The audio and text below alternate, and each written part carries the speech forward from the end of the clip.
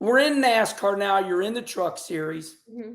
It just seems to me like when I watch these races, those boys, a lot of the times take advantage of you. They wreck the out of you. Listen, I ran 905 NASCAR races, Mm-hmm. and I remind everybody of that. I've been there, done it. Do they wreck you? I would say it's a double-edged sword, because I don't think people go out there and just like, I'm gonna go after Hailie Yeah. and type deal. I don't think it's like that, but I think it's maybe I've been over the last 2.5 years a little bit less aggressive, because I kind of wanted to take a step back, and I knew the Truck Series was going to be hard. I knew going into it. Yeah. And I still had a lot to learn. I didn't know a lot about the mechanical side of stock cars. Like, even still going into the Truck Series, I was still learning so much, and I still am learning a lot. And I feel like there's always more to learn. But Yeah. it was something to where I'm like, I'm going to be less aggressive. I'm going to be less of the person coming in here going like, I'm going to smoke all you guys type deal. Like, I'm not going to be that person going to the Truck Series, because it's going to be hard. And I know that. Yeah. And so I kind of took a step back, and I think with that, I became a little bit less aggressive. And so I think I got into the category of people that, like, there's certain people on the track that you kind of know you can take advantage of. And I think, I get it. yeah, and I think I put myself, like, didn't mean to, but like almost accidentally put myself into that category. And so I think this last year I tried to be more aggressive, tried to kind of get back what I had before. And I feel like because I was looked at as a person that's not as aggressive, or not as, or easy to take advantage of. And I think because I was looked at like that, that I wasn't, that when I do start being aggressive, I just get junked. That like, Yeah. there's no like intimidation factor. Right. Yeah, I get that. And you know what? I wasn't going to go to this situation now, but it's the perfect time, and I can't help myself. Mm-hmm. So you ran second in the big SRX race at Eldora. So Mm-hmm. no matter what we think of the SRX series, it's really famous. Mm-hmm. We know the cars are what they are. Mm-hmm. We know there's 12 or 13. But when you ran second, Tony Stewart got out of his car and said, damn, Hailie is really good on dirt. And then your interview for me, because I got 3 daughters, your interview was very emotional, because I've raced so much. I could see in your eyes the glisten. yeah, because you were happy, because you have been roughed up over the last 2 years. Yeah. But all racers go through that. But what I really drew my attention to was that you said, and we all do it, Hailie. I'm not just saying this to you. Yeah. Even Mark Martin said, listen, when we win, we say, oh no, when's our next win going to be? Mm-hmm. So you've been roughed up lately over the last 2 years. You get the second place finish at Eldora. Tony Stewart says, oh my God, she's an incredible dirt racer. But you said, I have been lacking some confidence lately, and we all do. Mm-hmm. What techniques do you use? I had Square D, and I'm popular for telling the truth. They spent $22,000 on me going to Topeka, Kansas, to take sports therapy. Really? My brother Rusty chewed my ass, and he goes, "You should have came to me. I'd have helped you."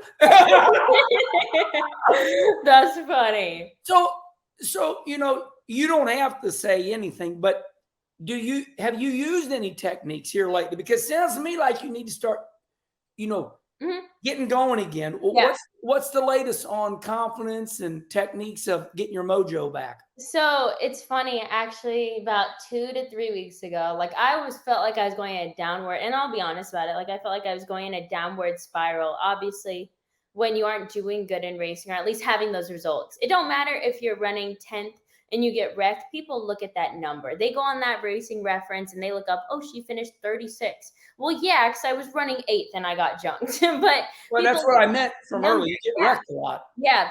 And so people look a lot at that end number and don't see how it went throughout the race. And I think with that, though, it becomes like, okay, what if sponsors are getting unhappy? What if whoever, the team's not believing you? Whatever it is, like, I feel like, and those aren't things like, my team believes in me, and I'm super thankful for that. I have a really good crew of guys behind me. But like, obviously it makes it tougher to get new sponsors. If I do want to move up to Xfinity, which I do, it makes it hard to find sponsors when those results aren't there. And plain and simple, because people look at that end result number and don't see if you are getting better or you're not, whatever it is. But with that, I just felt like I was spiraling and my confidence was completely gone. Start questioning myself of like, man, can I really do this? Like, do I have it in me to go to that next level? Do I have that? Do I have the ability to? And I just kind of like, I started talking to a few people about it, and I actually started working with, again, as of 2 weeks ago, started talking to him, and he actually came to that SRX race with me, was my old driving coach, like driving mental coach. He helped me out when I was winning in the off-road stuff, helped me. He's the one that owns the go-kart track, Troy Adams. And he helped me through my whole start of K&N and all of that. And then once because he lives on the West Coast, once I kind of came East Coast, his son races too, so it's hard to make that happen. But I actually started working with him again, and he came to this last race, came to the SRX race and the truck race. Just super happy he was there to see me do good at the SRX race. But he helped me so much build my confidence back in the day. Like I definitely wasn't cocky back in the day, but I did not lack confidence. Like I thought I was one badass person back in the day. And you start to question those things when you don't get those results that you want to, or start hearing the noise going around from the outside coming in. And I think that working with him is something that's definitely, even now, I feel like started to help my confidence. So when the SRX series started this year, Don Hawk called me. There was an IndyCar driver that got a ride real quick, and they needed a driver, so they called me up. So I came to the Stafford 2 race, and I saw you standing by yourself, and I didn't like that. So I come over to you. I'm used to it. Now, well, I don't like that. Do the boys sometime? Did they not talk to you, or what's that? What's that deal? I don't hang out with you. I don't know anything.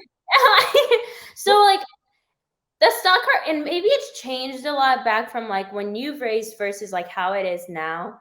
But no drivers, like everyone, well, a few people have their little like cliques of like 2 to 4 people, but like no drivers really hang out or anything like pre-race or talk to each other a whole lot. There's a few that do, but like I don't feel like I'm a part of those groups. Well, I noticed that. I come up and said something to you, and then it wasn't 30 minutes later, one of my friends, said, yeah, I felt bad for Hailie too. She kind of sitting there by herself, but but times have changed because it was never that way. I mean, Rusty Wallace, Dale Earnhardt Sr., they were friends. I mean, they went on they went, on yachts together, and, Mark Martin and Ernie Irvin, were staying at each other's houses, and, somehow they could separate that, Yeah. I feel like people struggle to separate that now. I think competition, and remember, this is a conversation. I think what I've noticed is everything is so hardcore now. Back in our day, you got one sponsor and that's all you needed. Yeah. For the whole year. And I always got all my own sponsors, and that's what I was popular for, running my mouth, selling product, and doing good on the racetrack. But now I agree with you. You kind of got me thinking that it takes 6-8 sponsors a year. Yeah. Everything's so damn expensive, and everybody's got a pin up their butt, and everybody's afraid you're going to get them. Yeah. Well, that bums me out a little bit. That nobody talks to each other, because I noticed that, and that's a bitch. I don't like that. But, yeah, I don't either. It's kind of weird. Like you think like a lot of us are the same age. Like you would think we all live in the same towns that are close to each other. Like you would think that like more drivers would kind of like, and maybe it's different as you go up the ranks a little bit. I don't know. And so like, I don't know how it is in Xfinity or Cup, but like the truck stuff, like it's harsh. Like no one says, like a lot of times I feel like I make people uncomfortable because I'm the driver that like, if another driver walks by me, I'll say hi. And like, I feel like they get uncomfortable. Like, why are you talking to me type deal? I'm like, sorry, just trying to be nice. Do you think there afraid to talk to you because they might have a girlfriend or a wife and they feel like, oh, I'm talking to a girl, my wife's going to jump my ass? I don't think so, because like it's not even talk to me. Like I just say hi as I'm walking by. Like, I'm not even trying to start a conversation. I just try and be nice. I say hi to everybody. I always ask how everybody is. Like, and I don't know. I see it with other drivers though, like guy to guy. I do see it a lot with that too. So that's what makes me believe it's not just because I'm a girl type deal. Yeah.